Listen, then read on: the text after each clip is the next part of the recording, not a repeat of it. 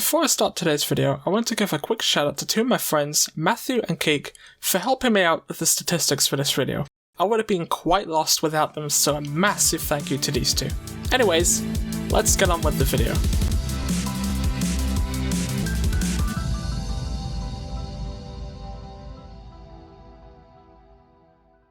Hello everyone, and welcome back to a very special edition of the C-Squared channel.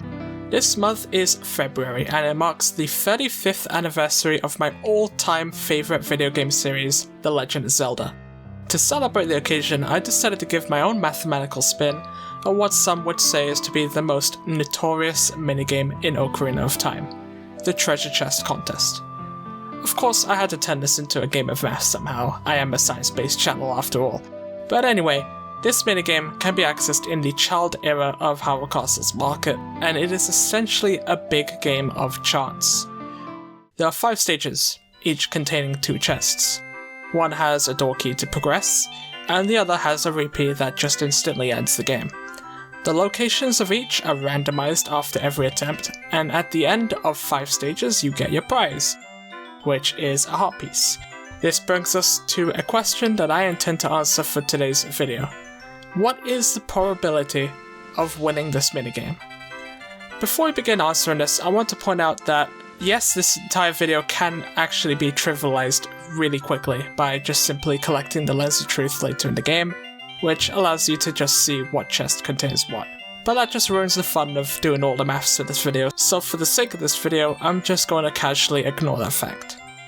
Now, to begin answering the question, we need to know some initial conditions in regards to how the minigame works.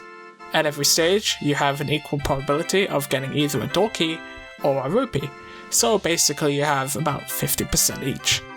Every successive attempt is independent of the last, so if you get the door key in the first stage, the probabilities will remain the same for the second stage, and so on and so forth, so you'll still expect to get 50% for either the door key or the rupee at any stage. And because of that nice fact, this leaves us with a very easy distribution model called the Binomial distribution.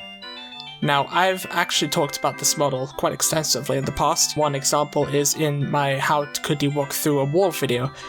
Be sure to watch that one if you want to see how else you can use this distribution in a more scientific and rather bizarre setting.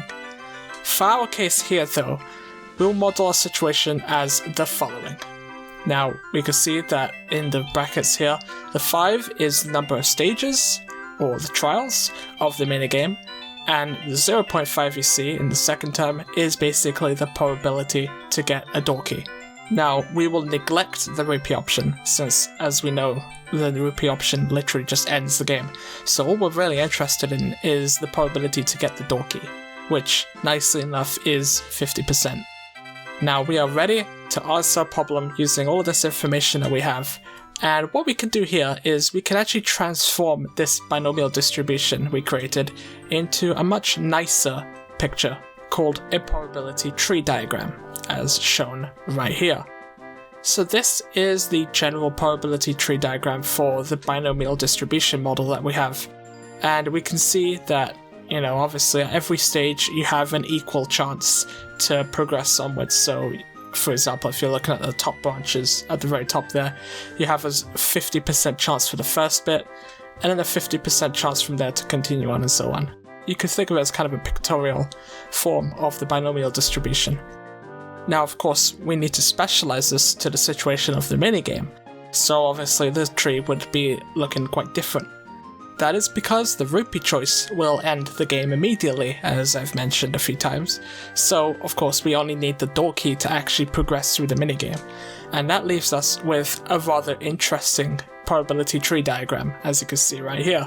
Now, what we have is every time you get the rupee option, you just end, so there'll be no more branches coming off it. But if you get the door key option, then you'll see that the probability trees will continue to branch from the key. And that is basically how the minigame works. That is actually what is going on when you're playing this minigame. So in this example here, this is basically the probability tree diagram if you were to take the left chest all the time, because remember you have a left and a right chest at each stage.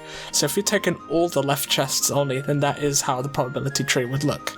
And obviously I only have it up to 3 stages here, but it goes up to 5 obviously. Now the chances to get every successive door key scales with 0.5 to the power of x, where x is the number of stages from the beginning. So from the first stage you have a 50% chance to get a door key. Then you have another 50% chance, so from the beginning that makes it 25% because 0.5 squared is 0.25. And then for the third stage you would have a 12.5% chance because 0.5 to the power of 3, and so on and so forth.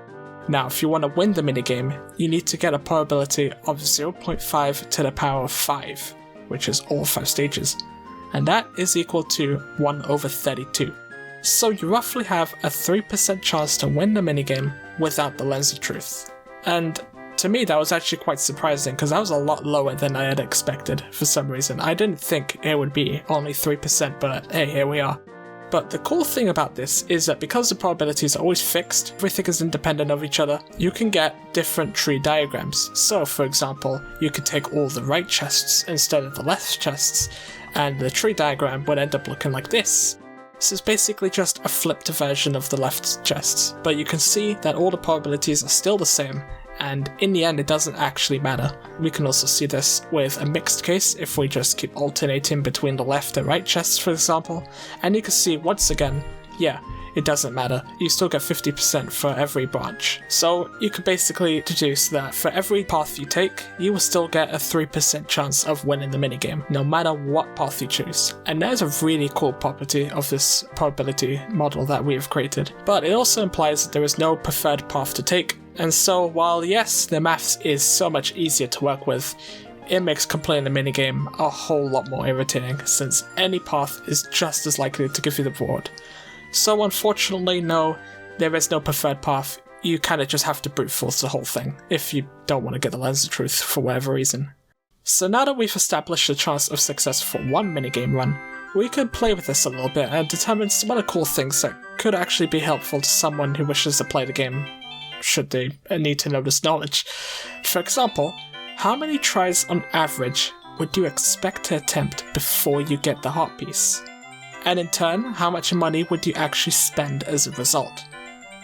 Now this is what I'd like to think was the really cool part of my research, because this is where we look into something called expected values. In statistics, the expected value is defined as a generalized mean or a generalized average. In the context of this video, the expected value is the average number of attempts you should expect to take before you have a good chance at winning the minigame. We'll denote this expected value as mu, although you can also see it elsewhere written as EX. But, in the end it's all just preference really. Finding the expected value depends on the type of distribution model we have, so obviously, this will be quite different for other types of models, such as the Gaussian distribution or the Poisson distribution or, negative binomial or something, anything really. Because we now know that there is a 3% chance of success for one minigame, we can actually use this to create a new distribution model to find the expected value. And this is called the geometric distribution. Now, I won't go much into what that actually is in terms of statistics, but in the context for this video, our goal is to see how many attempts you would expect to take before winning the heart piece. And so this is a geometric distribution because we only know a probability of success with an undefined number of attempts. So all we really need is just a probability, which we know is 3%. So if we want to find the expected value, we simply take the reciprocal of the probability. So basically, mu is equal to 1 over p. With an extremely simple calculation, we'll find mu to be equal to about 32.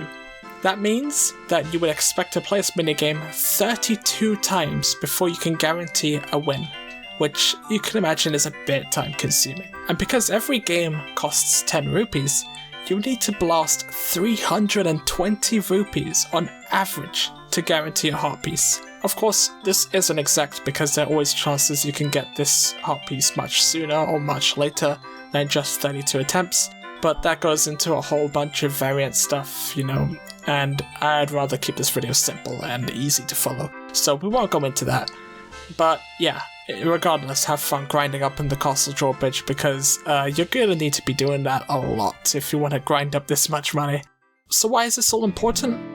It isn't really, because if you get the lens of truth, then this entire video just gets trivialized. But I found it to be a rather fun experiment to look into, and it could also perhaps be quite a useful statistic for randomizer runs, where, you know, you could have the lens of truth be locked until much later in the game, where you are forced to do the treasure chest minigame without it, which my condolences if that happens to you.